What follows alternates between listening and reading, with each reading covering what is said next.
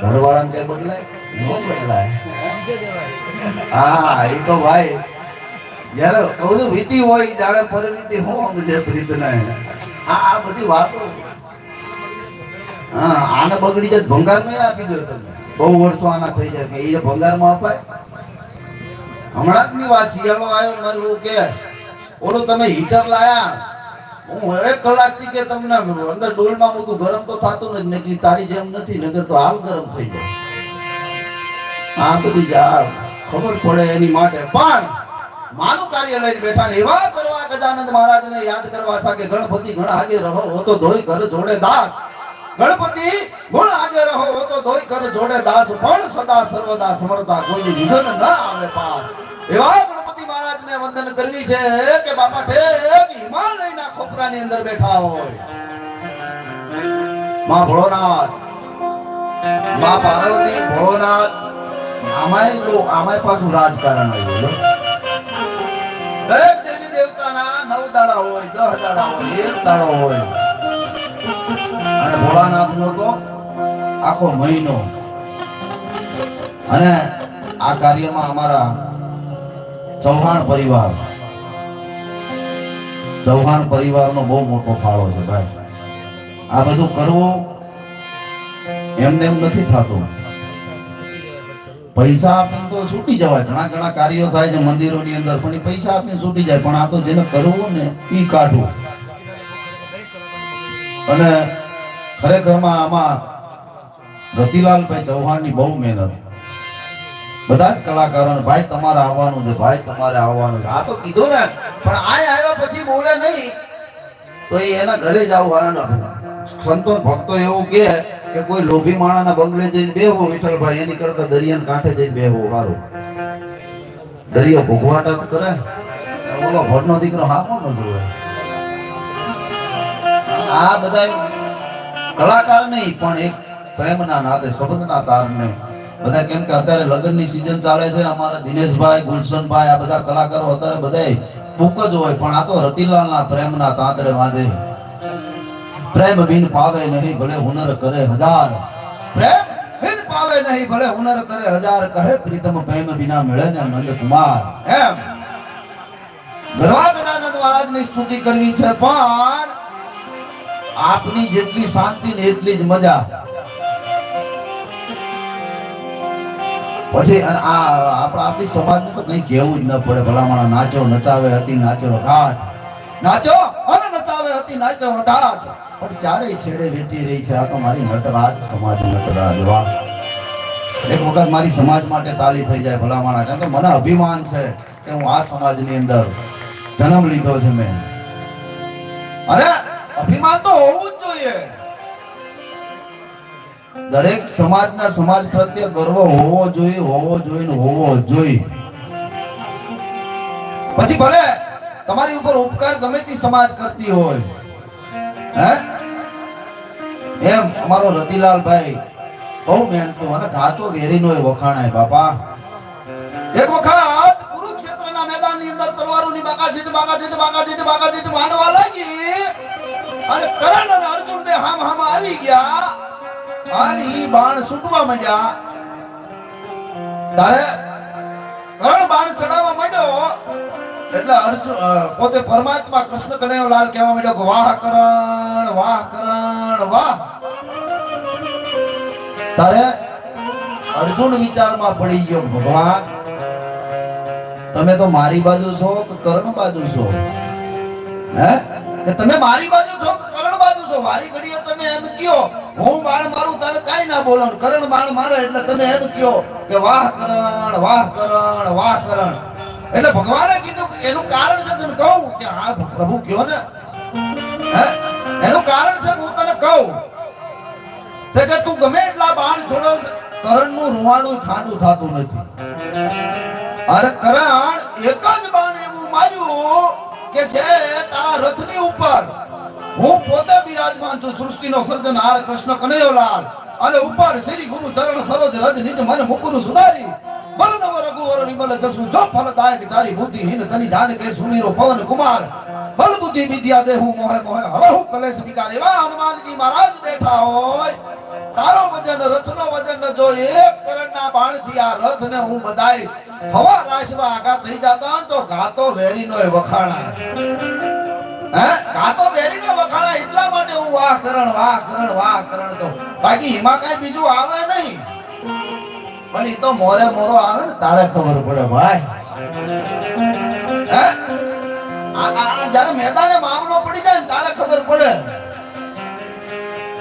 કે કોણ કેટલામાં છે એટલે આપણે ગણપતિ મહારાજની વંદના કરવી પણ ગણપતિ મહારાજને પહેલા શું કામ પૂજાય કે ગણેશ અને કાર્તિકી મહારાજ ભગવાન ભોળાનાથના બે દીકરા હવે એક દિવસ ભોળાનાથ અને માઉમિયા બે ધ્યાનમાં બેઠેલા આ વાતમાં મજા તો આવે ને કલાકાર બોલાઈ લો કંટાળો નથી આવતો ને હા કોઈને કલાકાર બોલાઈ લેવી એટલે ભોળાનાથે માઉમિયાને એવું કીધું કે આપણા બે દીકરા અને એમાં તમે જો ભગવાનનું આખું ઘર પૂજાય દિનેશભાઈ ભોળોનાથ ને માં પાર્વતી પૂજાય હવે એના બે દીકરા ગણેશ ને કાર્તિકી એ પૂજાય હવે ગણેશજીની બે પત્ની રીધિ ને સિદ્ધિ એ પૂજાય અને ગણેશના બે દીકરા લાભ ને શુભ એ પૂજાય આખું ઘર પૂજાય એટલે કોઈ દ્વારપાળ ને મોકલો જાઓ ગણેશ અને કાર્તિક હોય એને બોલાવી લાવો ભોળાનાથ ને તમારું કામ છે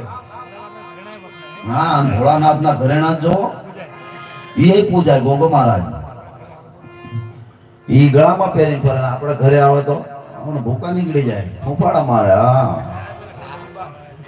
બા 15 ને ઘર ઘણી બાર એવું થાય પણ એટલે દ્વારપાળ ગણેશજી મહારાજ અને કાર્તિકી મહારાજ બે બેઠા હતા એને આઈને કીધું કે હાલો તમને તમારા પિતાશ્રી બોલાવે છે એટલે પિતાશ્રીની આજ્ઞા લઈ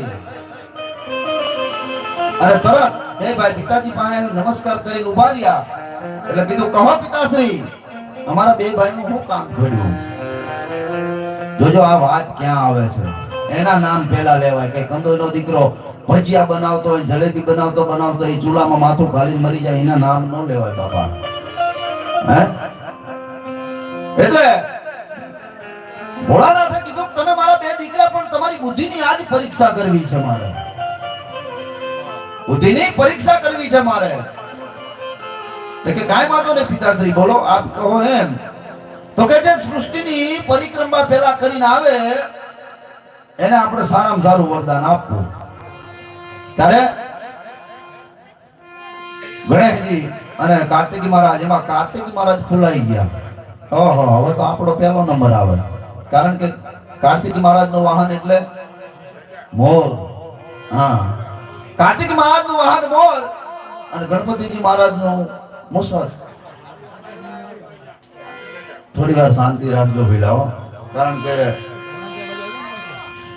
એટલે ગણપતિ મહારાજ ને એની ઉંદર ઉપર સવારી કરે ને થોડુંક હાલે 5 ડગલા હાલે એટલે બે હાથ દમણ થઈ જાય ગણપતિ મહારાજ ને બે હાથ દમણ થઈ જાય એટલે ગણપતિ મહારાજ થોડા હાલવા માટે પછી કીધું કે આ આપણું કામ નહીં હવે આપણે અહીંથી પાછું વળવાનું થાય અને માણસની સમજણ ઈ જ છે કે એનો શેઢો આવે એટલે એને વળી જ જવું પડે શંકરદાન બાપાએ કીધું કે ઢાંઢો હાલે ધર્મમાં એને હેઠે વળવાની હાન જો એક બળદિયા જેવું જાનવર હોય ને એને શેઢો આવે ને એટલે વળવાની ખબર પડે એટલે માણસને શેઢો આવે ને એટલે વળી જવું પડે અમુક નો ખબર છે શેઢા આવતા ને તો તાણ મરો બીજું શું એટલે શંકરદાન બાપાએ કીધું કે ઢાંઢો હાલે ધર્મમાં એને હેઠે વળવાની હાન આ આદમી હાલ્યો જાય એમને એના દુઃખ છે શંકરદાન હમણાં મારી જવાન કોઈ કીધું વિઠ્ઠલભાઈ કે વિનુ તમે આ ઉભા રહેજો તમે આ ઉભા રહેજો હું હમણાં આવું હું ઘડીક વાર વાટી તો વિઠ્ઠલભાઈ પહેલા હું અહીંયા પહોંચ્યો કે વિઠ્ઠલભાઈ તમે ના આયા તો હું ભાભી ટચ થઈને આવ્યો એટલે અને મારા દીકરા ગજબ ના કહેવાયો અને પાછા શું ગજબ ના હોય ઈ જ આવા કરે ને એટલે આ ભાઈ ગમે એમ તો મારા શાળા છે પાછા સંત કહેવાય યાર નથી મફતમાં મળતા એના તો મૂલ ચૂકવવા પડતા આવા સંતને સંતપણા નથી મફતમાં મળતા ચૌહાણ પરિવારની અંદર ભલામણા એક જીવડો એવો છે તમને ગર્વ હોવો જોઈએ પૂજ્ય ઈશ્વરામ મહારાજ હે ગુરુ બ્રહ્મા ગુરુ વિષ્ણુ ગુરુ દેવ મહેશ્વરા ગુરુ બ્રહ્મા ગુરુ વિષ્ણુ ગુરુ દેવ મહેશ્વરા ગુરુ સાક્ષાત પરિબ્રહ્મા તસ્મૈ શ્રી ગુરુદેવાનો એવા નિરાતના આચાર્ય ગુરુ મહારાજ શ્રી ઈશ્વરરામ મહારાજને એક વખત જોરદાર તાળીના ગડગડાટથી વધાવો ભલામણા એવી વિભૂતિ મહાન વિભૂતિ આપણી વચ્ચે બેઠી છે હે ક્યાંય જવાની જરૂર નથી. એટલે ગણપતિના મનની અંદર વિચાર આવ્યો કે હવે આપણને વરદાન મળવું હોય તો મળે, ના મળવું હોય તો કાંઈ નહીં. બાકી હવે આપણા પિતાશ્રીની ફરતી પરિક્રમા કરવાની થાય. એટલે ગણપતિ મહારાજ 1 દિવસ 2 દિવસ 3 દિવસ ધન ગણનતા માસ ગયા હો તો વરહન અંતર થયા. ધન ગણનતા માસ ગયા હો તો વરહન અંતર થયા. પણ તારી સુરત ભૂલી ગઈ સાહેબા અમારા નામે વિહર્યા.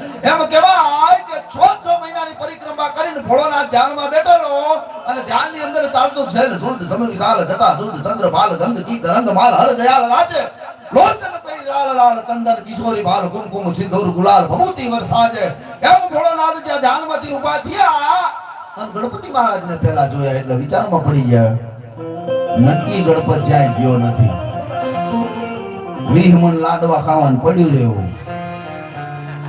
એટલે ભગવાને કીધું ભોળાનાથે પેલા ગણપત તું ન ગયો પિતાશ્રી હું થોડી વાર ગયો પણ પછી આપણી હિંમત હાલી ને એટલે મને એમ થયું જોજો આ ગણપતિ આ બુદ્ધિની વાત છે કે મને એમ થયું કે ઘરમાં કાશી ઘરમાં મથુરા ઘરમાં ગોકુળિયું ગામ હવે મારે નથી જાવું તીર્થ ધામ. અને જીવનની અંદર માવતર જીવતા હોય ને તો ક્યાંય તીર્થ જવાની જરૂર નથી ભલામણા. અહીંથી ચોટીલા જાઓ, પાવાગઢ જાઓ, અંબાજી જાઓ, 10,000 રૂપિયાના ભાડા ભાંગો, 5,000 ની ચુંદડીઓ માનો, હે 5,000 રૂપિયાની ચુંદડીઓ માનો, હકા બોલાવો, મહેમાન બોલાવો. પણ ભલામણા જ્યાં હતી તારી ડોશી ડુંગરા આ ઉમરાની અંદર કકડાટ કરતી હોય તું જો ડુંગરા વાળીને રીજાવા જા ને તો ઈ તો આજીવન કોઈ દી તારું હારું નો થાય, ના થાય, ના જ થાય. પેલા ઉમરા વાળી રાજી ને તો જ ડુંગરા વાળી રાજી. બાકી તમારી ડુંગરા વાળી એ આટા મારે ભાઈ. હા ભૂલો ભલે બીજું આ પુનિતજી મહારાજની રચના ભૂલો ભલે બીજું બધું મા બાપને ભૂલશો નહીં. અગણિત છે ઉપકાર એના એ વિહરશો ને. આ ચૌહાણ પરિવાર ભેગું થયું એટલે મને એક સાકી યાદ આવી. હે ચૌહાણ પરિવાર હરખ તમે જોજો મેં બધી જગ્યાએ જો ચૌહાણ પરિવાર હોય ને એમના ત્યાં પ્રસંગ હોય ને એટલે એમનો હરખ બહુ હોય.